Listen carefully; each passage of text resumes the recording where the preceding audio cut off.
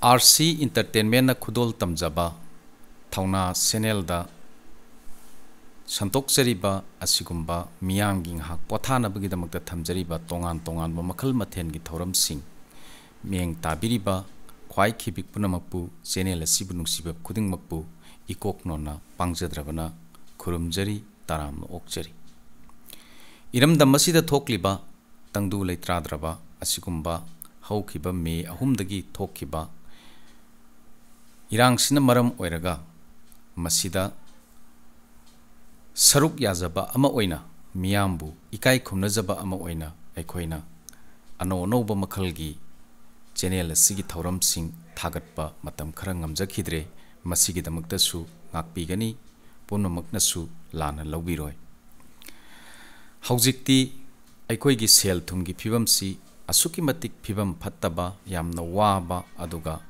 artist sama oiruba sing aduga entertainment gi thabak thoram singda yauruba thomi singdi wabagi pankai naidre kham thengle haiba tangkak tanja su yoroklabani masida yaujariba thomi sing angakpa phangna waraba matang matam amakhakni miyam punamakna khangbiribani adubu short film oirabasu serial oirabasu teleplay oirabasu natragana film oirabasu haujik ki oina channel asigi oina namnanabagi sel leitaba amadi khudong chadaba kaya marum mayok narakpana maram oiraga aikoina anobusing nambangambagi khudong chaba leijadri adubu yam kannadi honajari areiba pangal thauna puthoktuna miyam gidama channel asida aikoina asiguma thoram sing thamjabagi maramdi aikoigi irolna aikoigi phijetna aikoigi yellow mi singna sanajaba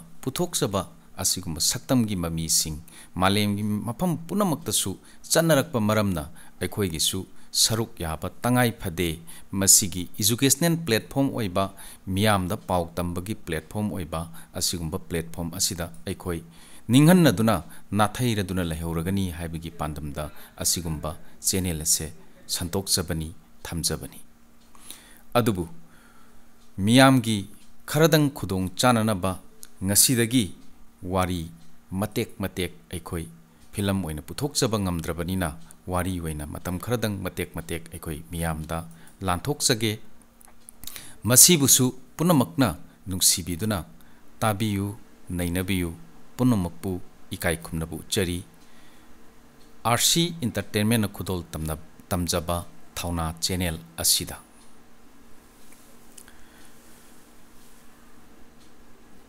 Nong thang leima tumba chaba yade charang khoirang nei machi chap yung na lepi tawpham khangde chaba thakpa changde khalli wakhalda mawol pothapham khangdana yamna nungon amuksu pungning nungsiraktuna penna kapthoi amuksu kaidawrugubno khalli amuksu kari none oira kadawri basibo haiba wakhalna mangduna talai khalai wakhalda mathang tambiramba kanagumba amakhakna wari amakhak matang asita ningsinglei wari adudi tomchau amadi tomcha machin manawni piklingaida mama mapa kainakre lairaba imungi machani Makhoina mama mapa kaina khrabagi matungda pikliba makhoi anibu yokpi thakpinaba amadi yengsinbinaba mi asuki matik leiramte matam sida orphan home haidana chatnariba asisu leiba natkite yamna ngallingai gi warini yamna anganba matamgi saklon singni wakhal loksing thoktraba machin manaw ani tawpham khangdana akiba kayabu thak niktuna aki tujungbaga loinana leirammi nong churokpa matamda machin manaw asuki matik thak nikna khanglammi ahing kayada machin manaw konaduna kaplammi chakhumda chak thongnaba yengba matamda karim phawba leiramdabadagi chaba phangdaduna nongyahi machum thaktuna khangjarakli kairoi lekai ahal laman singna makhoi asibu yengsinbinaba kanamatra leitrabra haiba ꯋꯥꯐꯝ ꯑꯁꯤ ꯂꯥꯛꯂꯕꯗ ꯃꯈꯣꯏꯕꯨ ꯃꯄꯥ ꯃꯃꯥꯅ ꯊꯝꯕꯤꯔꯝꯕ ꯏꯪꯈꯣꯜ ꯑꯗꯨ ꯀꯜꯂꯛꯆꯕ ꯃꯤꯍꯧꯆꯕ ꯃꯈꯣꯏꯒꯤ ꯃꯈꯨꯔꯥ ꯄꯨꯛꯆꯦꯜ ꯄꯤꯛꯄ ꯃꯁꯥꯒꯤꯗ ꯈꯟꯕ ꯑꯗꯨꯅ ꯃꯅꯥꯎꯅꯨꯄꯥ ꯇꯣꯝꯆꯥꯕꯨ ꯂꯧꯍꯧꯔꯒ ꯃꯌꯥꯝꯕ ꯑꯍꯜ ꯇꯣꯝꯆꯧꯕꯨꯅ ꯃꯃꯥꯕꯣꯛꯅ ꯌꯣꯛꯈꯤ꯫ ꯇꯣꯝꯆꯥ ꯅꯣꯡꯃ ꯅꯤꯅꯤꯗꯤ ꯍꯔꯥꯎ ꯍꯔꯥꯎ ꯌꯥꯝꯅ ꯂꯨꯅ ꯆꯥꯟꯅ ꯇꯧꯕꯤꯔꯝꯃꯤ꯫ ꯑꯗꯨꯕꯨ ꯃꯍꯥꯛꯀꯤ ꯃꯈꯨꯔꯥꯒꯤ ꯅꯨꯄꯤ ꯃꯟꯗꯣꯝꯆꯥ ꯑꯗꯨꯅ ꯇꯣꯝꯆꯥꯕꯨ ꯑꯁꯨꯛꯀꯤ ꯃꯇꯤꯛ ꯊꯤꯅ ꯇꯧꯕꯤꯔꯝꯃꯤ꯫ ꯃꯍꯩ ꯃꯁꯤꯡ ꯇꯝꯍꯜꯂꯝꯗꯦ, ꯄꯤꯖꯕ ꯐꯥꯎꯕ ꯃꯄꯨꯛ ꯊꯟꯅ ꯄꯤꯖꯔꯝꯗꯦ꯫ ꯑꯌꯥꯝꯕ ꯃꯇꯝꯗ ꯌꯨꯝꯒꯤ ꯊꯕꯛꯁꯤꯡ ꯄꯥꯈꯣꯟ ꯁꯤꯖꯤꯟꯅꯗꯨꯅ ꯊꯕꯛ ꯀꯌꯥꯃꯔꯨꯝ ꯁꯨꯍꯜꯂꯝꯃꯤ꯫ ꯑꯃꯗꯤ ꯇꯣꯝꯆꯥ ꯃꯇꯝ ꯄꯨꯝꯅꯃꯛꯇ ꯀꯞꯇꯨꯅꯇ ꯂꯩꯔꯝꯃꯤ꯫ ꯃꯍꯥꯛꯀ ꯇꯥꯝꯅ ꯀꯥꯏꯅꯈ꯭ꯔꯕ ꯃꯌꯥꯝꯕꯕꯨꯁꯨ ꯃꯍꯥꯛꯅ ꯅꯤꯡꯁꯤꯡꯂꯝꯃꯤ꯫ ꯑꯗꯨꯕꯨ ꯆꯠꯇꯨꯅ ꯎꯅꯔꯨꯅꯕꯒꯤ ꯊꯧꯅꯥ ꯄꯥꯡꯒꯜꯗꯤ ꯃꯉꯣꯟꯗ ꯂꯩꯈꯤꯗꯦ꯫ ꯑꯋꯥꯕ ꯃꯆꯦꯠ ꯀꯌꯥ ꯈꯥꯡꯗꯨꯅ ꯃꯍꯥꯛ ꯍꯤꯡꯗꯕꯗꯤ ꯌꯥꯗꯕꯅꯤꯅ ꯑꯗꯨꯃꯛ ꯍꯤꯡꯂꯤ꯫ ꯁꯣꯝꯗꯅ ꯇꯣꯝꯆꯧ ꯃꯃꯥꯕꯣꯛ ꯊꯔꯣꯅ ꯌꯣꯛꯏ, ꯌꯥꯝꯅ ꯅꯨꯡꯉꯥꯏꯅ ꯂꯨꯅ ꯆꯥꯅ ꯊꯝꯃꯤ꯫ ꯃꯍꯥꯛꯅꯁꯨ ꯀꯔꯤꯒꯨꯝꯕ ꯑꯍꯥꯎꯕ ꯑꯃꯇꯪ ꯆꯥꯕ ꯃꯇꯝꯗ ꯃꯅꯥꯎꯅꯨꯄꯥꯕꯨ ꯅꯤꯡꯁꯤꯡꯗꯕ꯭ꯔꯥ ꯅꯨꯡꯁꯤꯗꯕ꯭ꯔꯥ ꯍꯥꯏꯕꯗꯤ ꯃꯗꯨꯁꯨ ꯅꯠꯇꯦ꯫ ꯃꯍꯥꯛꯅ ꯃꯅꯥꯎꯅꯨꯄꯥꯕꯨ ꯑꯁꯨꯛꯀꯤ ꯃꯇꯤꯛ ꯅꯨꯡꯁꯤꯖꯩ, ꯄꯥꯝꯃꯨꯖꯩ꯫ ꯃꯇꯝ ꯄꯨꯝꯅꯃꯛꯇ ꯃꯈꯣꯏ ꯑꯅꯤ ꯁꯥꯟꯅꯗꯨꯅ ꯆꯦꯟ ꯆꯣꯡꯗꯨꯅ ꯃꯈꯣꯏ ꯑꯅꯤꯒꯤ ꯅꯨꯡꯉꯥꯏꯕ ꯑꯗꯣ ꯂꯣꯛꯃꯤꯟꯅꯗꯨꯅ ꯂꯩꯃꯤꯟꯅꯅꯤꯡꯉꯤ꯫ ꯑꯗꯨꯕꯨ ꯀꯔꯤꯗꯤ ꯇꯧꯔꯨꯅꯤ, ꯂꯥꯏꯕꯛꯀꯤ ꯅꯣꯡꯗꯝ ꯈꯣꯟꯅ ꯅꯧꯔꯤꯉꯩ ꯃꯃꯥ ꯃꯄꯥꯁꯨ ꯀꯥꯏꯅꯔꯦ, ꯄꯤꯛꯅ ꯎꯂꯦꯟ ꯅꯪꯂꯦ, ꯍꯟꯅ ꯌꯦꯡꯕꯤꯅꯕ ꯀꯅꯥ ꯂꯩꯇ꯭ꯔꯕ ꯃꯈꯣꯏꯒꯤꯗꯃꯛ ꯀꯔꯤꯗꯤ ꯇꯧꯕꯤꯔꯛꯀꯅꯤ? ꯇꯣꯝꯆꯧ ꯃꯇꯝꯒꯤ ꯃꯇꯨꯡ ꯏꯟꯅ ꯃꯃꯥꯕꯣꯛꯅ ꯀꯟꯅ ꯍꯣꯠꯅꯕꯗꯒꯤ ꯂꯥꯏꯔꯤꯛ ꯂꯥꯏꯁꯨ ꯇꯝꯗꯨꯅ ꯑꯐꯕ ꯃꯤ ꯑꯃ ꯑꯣꯏꯔꯛꯂꯦ꯫ ꯃꯇꯥꯡ ꯃꯇꯝ ꯆꯥꯔꯗꯨꯅ ꯃꯍꯥꯛꯀꯤꯅꯤ ꯍꯥꯏꯗꯨꯅ ꯃꯍꯥꯛꯀ ꯄꯨꯟꯕꯗ ꯆꯥꯟꯅꯖꯒꯗꯕ ꯅꯨꯄꯤ ꯑꯃꯁꯨ ꯊꯤꯕꯤꯔꯦ꯫ ꯃꯍꯥꯛꯀ ꯃꯍꯥꯛꯀꯤ ꯇꯥꯂꯣꯏ ꯑꯗꯨꯒ ꯌꯥꯝꯅ ꯅꯨꯡꯁꯤ ꯆꯥꯟꯅꯅ ꯂꯩꯃꯤꯟꯅꯔꯝꯃꯤ꯫ ꯃꯍꯥꯛꯀꯤ ꯅꯨꯄꯤ ꯏꯕꯦꯆꯥꯅ ꯃꯥꯒꯤ ꯃꯄꯨꯔꯣꯏꯕ ꯇꯣꯝꯆꯧꯕꯨ ꯂꯥꯏꯃꯛꯅꯤ ꯈꯟꯖꯩ꯫ ꯇꯣꯝꯆꯧ ꯂꯥꯏꯔꯤꯛ ꯂꯥꯏꯁꯨ ꯍꯩꯔꯕꯁꯨ ꯊꯕꯛ ꯋꯥꯅꯣꯝꯅꯕ ꯁꯦꯜ ꯂꯩꯇꯕ ꯃꯔꯝꯅ ꯍꯧꯖꯤꯛꯃꯛ ꯂꯩꯉꯥꯛꯀꯤ ꯑꯣꯏꯕ ꯊꯕꯛ ꯑꯃ ꯐꯪꯕꯗꯤ ꯅꯠꯇ꯭ꯔꯤ꯫ ꯑꯗꯨꯕꯨ ꯍꯤꯡꯅꯅꯕꯒꯤꯗꯃꯛ ꯃꯍꯥꯛꯅ ꯍꯣꯠꯅꯕ ꯌꯥꯕꯗꯤ ꯍꯣꯠꯅꯔꯤ꯫ ꯑꯉꯥꯡ ꯈꯔ ꯈꯣꯝꯖꯤꯟꯗꯨꯅ ꯂꯥꯏꯔꯤꯛ ꯇꯝꯕꯤꯕ, ꯀ꯭ꯂꯕꯀꯤ ꯊꯕꯛ ꯊꯧꯔꯝ ꯀꯌꯥꯗ ꯃꯥꯌꯣꯡ ꯌꯥꯅ ꯊꯋꯥꯏ ꯌꯥꯎꯅ ꯌꯥꯎꯕ, ꯆꯦꯟ ꯆꯣꯡꯕ ꯑꯁꯤꯅ ꯃꯍꯥꯛꯀꯤ ꯑꯆꯧꯕ ꯁꯤꯟꯐꯝ ꯑꯃ ꯑꯣꯏꯅ ꯃꯍꯥꯛꯅ ꯃꯇꯝ ꯂꯦꯟꯗꯨꯅ ꯍꯤꯡꯂꯤ, ꯈꯥꯡꯂꯤ꯫ ꯑꯃꯗꯤ ꯑꯐꯪ ꯑꯐꯪꯕ ꯑꯁꯪ ꯑꯁꯪꯕ ꯃꯇꯝꯗ ꯍꯤꯡꯅꯕꯒꯤꯗꯃꯛ ꯁꯦꯜ ꯈꯔꯇꯕꯨ ꯊꯣꯛꯂꯗꯤ ꯍꯥꯏꯗꯨꯅ ꯊꯕꯛ ꯁꯨꯕ ꯀꯌꯥꯁꯨ ꯆꯠꯂꯤ꯫ ꯇꯣꯝꯆꯧ ꯆꯦꯛ ꯁꯨꯕ ꯍꯩ, ꯈꯣꯡꯕꯥꯜ ꯗ꯭ꯔꯦꯜ ꯆꯟꯕ ꯍꯩ, ꯌꯨꯝ ꯁꯥꯕ ꯍꯩ, ꯃꯉꯣꯟꯗ ꯍꯩꯇꯕ ꯑꯃꯠꯇ ꯂꯩꯇꯦ꯫ ꯙꯔꯃ, ꯂꯥꯏꯅꯤꯡ ꯂꯥꯏꯁꯣꯜꯒ ꯃꯔꯤ ꯂꯩꯅꯕ ꯏꯁꯩ ꯅꯣꯡꯃꯥꯏꯒꯤ ꯊꯧꯔꯝꯁꯨ ꯃꯍꯥꯛ ꯁꯛ ꯁꯣꯟꯕ ꯍꯩꯖꯩ꯫ ꯃꯔꯝꯗꯤ ꯃꯃꯥꯕꯣꯛꯅ ꯃꯉꯣꯟꯗ ꯃꯤ ꯑꯃ ꯑꯣꯏꯅꯅꯕꯒꯤ ꯑꯋꯥꯠꯄ ꯑꯃꯠꯇ ꯂꯩꯇꯕꯅ ꯇꯥꯛꯄꯤ ꯇꯝꯕꯤꯕ ꯑꯃꯗꯤ ꯑꯐꯕ ꯑꯣꯖꯥ ꯀꯌా ꯊꯤꯗꯨꯅ ꯃꯍꯥꯛꯅ ꯃꯍꯩ ꯃꯁꯤꯡ ꯇꯝꯅꯅꯕꯒꯤ ꯈꯨꯗꯣꯡꯆꯥꯕ ꯑꯗꯨ ꯐꯪꯖꯈꯤ꯫ ꯇꯣꯝꯆꯧꯒꯤ ꯅꯨꯄꯤ ꯏꯕꯦꯆꯥ ꯌꯥꯝꯅ ꯃꯤꯅꯨꯡꯁꯤ ꯆꯥꯎꯕ ꯅꯨꯄꯤꯅꯤ, ꯌꯥꯝꯅ ꯐꯕ ꯅꯨꯄꯤꯅꯤ, ꯆꯤꯀꯣꯟ ꯅꯥꯎꯀꯣꯟꯕꯤꯅꯤ꯫ ꯃꯆꯥ ꯃꯁꯨꯁꯤꯡꯕꯨ ꯀꯔꯤꯗ ꯁꯣꯏꯈꯤꯒꯗꯒꯦ, ꯃꯃꯥꯕꯣꯛꯄꯨ ꯀꯔꯤꯗ ꯁꯣꯏꯈꯤꯒꯗꯒꯦ ꯈꯟꯖꯕꯤ, ꯑꯗꯨꯒ ꯃꯄꯨꯔꯣꯏꯕꯒꯤ ꯊꯕꯛ ꯊꯧꯔꯝ ꯈꯨꯗꯤꯡꯃꯛꯇ ꯀꯔꯥꯏꯗ ꯀꯔꯤꯗ ꯁꯣꯏꯈꯤꯒꯗꯒꯦ ꯍꯥꯏꯗꯨꯅ ꯉꯥꯛꯅ ꯆꯠꯆꯕ, ꯏꯃꯣꯏꯅꯨ ꯏꯃꯥꯒꯤ ꯌꯥꯊꯪꯕꯨ ꯉꯥꯛꯆꯕ ꯑꯗꯨꯒꯨꯝꯕ ꯆꯤꯀꯣꯟ ꯅꯥꯎꯀꯣꯟꯕꯤ ꯅꯨꯄꯤ ꯑꯃꯈꯛꯅꯤ꯫ ꯇꯣꯝꯆꯧꯅ ꯍꯧꯗꯣꯔꯛꯇ꯭ꯔꯕꯁꯨ ꯃꯍꯥꯛꯀꯤ ꯅꯨꯄꯤ ꯏꯕꯦꯆꯥꯅ ꯃꯅꯥꯎꯅꯨꯄꯥꯒꯤ ꯃꯔꯝꯗ ꯍꯧꯗꯣꯛꯆꯩ ꯑꯃꯗꯤ ꯃꯈꯣꯏꯒꯤ ꯍꯧꯈ꯭ꯔꯕ ꯋꯥꯔꯤꯁꯤꯡꯕꯨ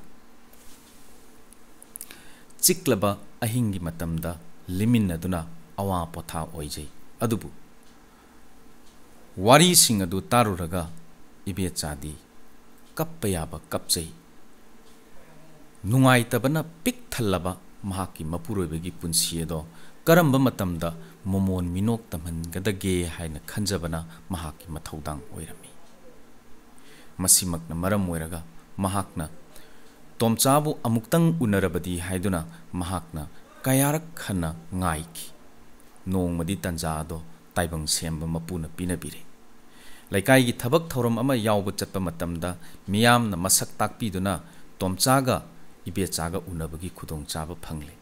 Ibetsana hangjai. Nangdi karam tauri, kamain tauri. Nangi damak nayambana wari yamna sai.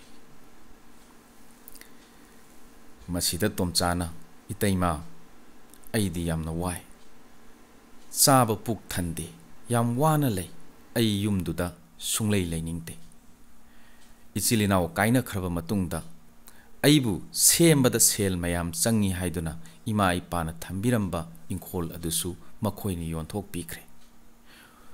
Wafam sing asi tabada Ibetsa yam nungairamde. Halaklaga mapuroibada Manaw nupabu koksinduna yum masida thambirasi haiduna wa haudoksai. Wafam madu aina ngamde. Nangna sungamde. Aina lairiba ingkhol asisu imabokini. Aduna imaboki wa ama taba pharoidra haije. Chumi chumi imaboki wa tasi.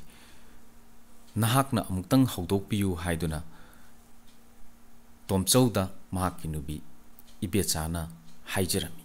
Matam aduda Tomchauna matang tanja chaba mada mamabokna mamabokta haudokchai. Imabok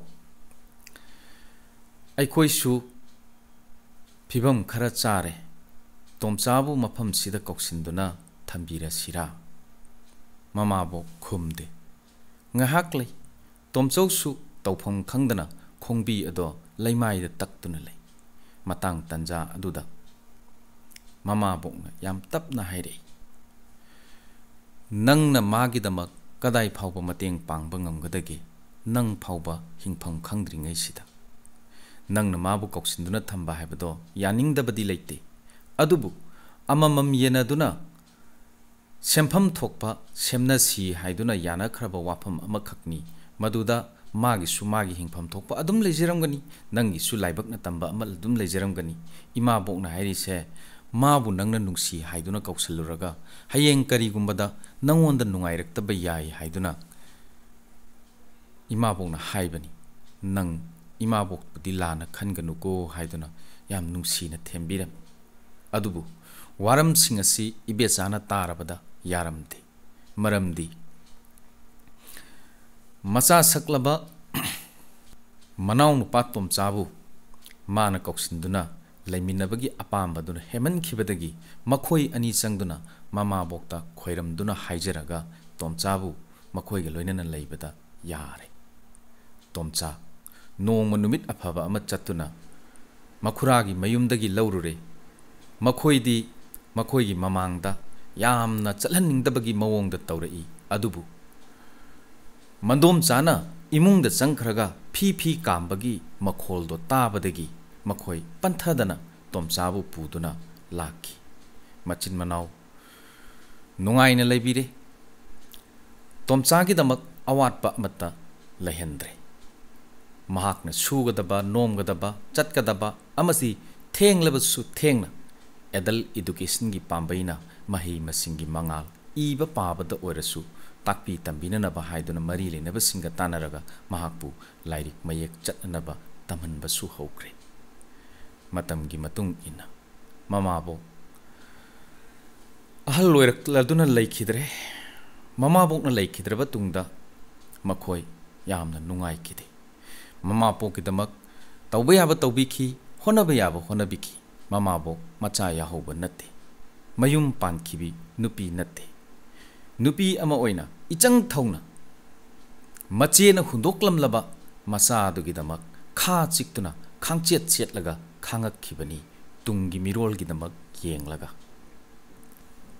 Mamaboki tawgadaba thabak thoram sing mamabokna penjagadaba mawongda yamna thawai tana tawjaki. Mafam matamgi matung ina Tomchasu mayum makai panbagi matang tanja adu lakle.